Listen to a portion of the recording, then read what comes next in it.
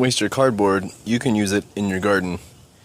Don't put it in landfill and fill up that giant space that nobody wants to see in the first place. So cardboard comes from wood. They take the tree and they grind it up into very small bits and turn it into a pulp in water. Add a couple chemicals, maybe not. Typically not for the brown stuff. And then they make paper out of it. And then for a box, they take the sheet of paper and they corrugate it, which is putting the ribs in it. Right here. The ribs inside is a sheet of paper that has been stamped like that with two other sheets of paper glued on the outside. So it's just paper that is made from wood. So cardboard is wood. One good thing that you could put in your garden is wood ash. So along that thinking, maybe you don't have a campfire or a fireplace, a fire pit where you burn wood. Maybe you don't have wood that's available to you. I'm sure that you get cardboard that fills up, in your trash bin. You could recycle it and turn it into more cardboard. I think it's a valuable material. The ash, it contains all the minerals that the tree has put into its fibers. So you're giving trace minerals to your plants.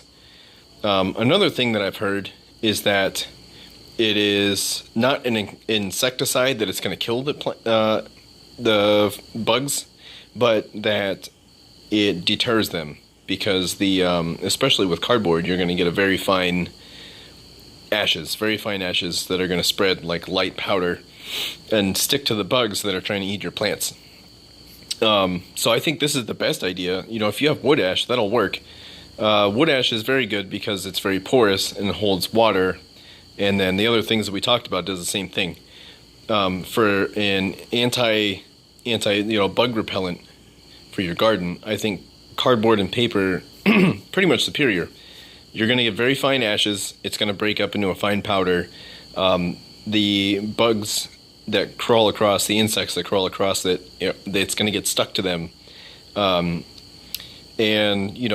basically smother them is what I've heard. It kind of works similar to diatomaceous earth.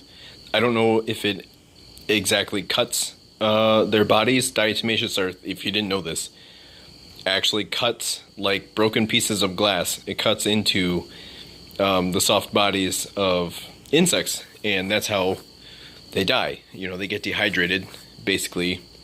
They bleed out and they die. Their juices come out, they get dehydrated, and they die. So that's how diatomaceous earth works. I think this works similarly. I don't think it actually cuts their bodies, but it does plug up all the little holes and, makes it hard for them to live. So use it sparingly. Use it where, you see the bugs are attacking your plants. Put it there. That's the best place that you can use it.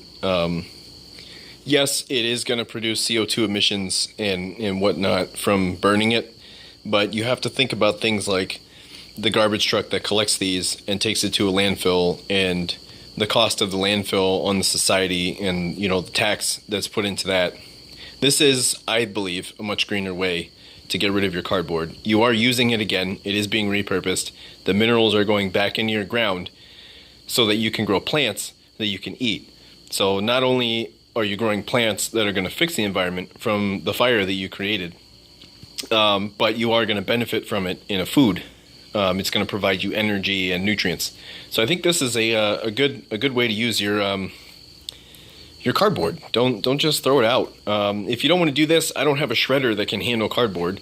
Some people do. I've seen it used in some videos on like pig farms and stuff. They're using this for bedding, which is another outstanding use if you find some way to shred it up and use it that way as a mulch. It works excellent as a mulch. You can cover, if you're putting in a new bed, a new gardening bed, lay out the cardboard. It'll smother whatever is under it, and then put your mulch and stuff on top, and then it biodegrades. Worms will eat it, and they'll benefit from that.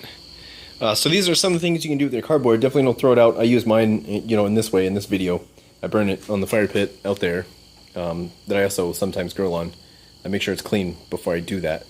But that's what I do with this stuff. I turn it into ash, and then I spread it on the plants that the bugs are attacking and around that area.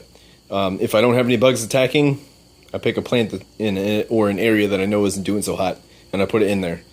And, give back to the land. Same concept. We took it from the land somewhere else. Might as well put it back where we're going to use it instead of a big pile of trash that stinks. Yeah, so that's it for this video. You guys like, share, and subscribe. As always, I love you guys, and I am out.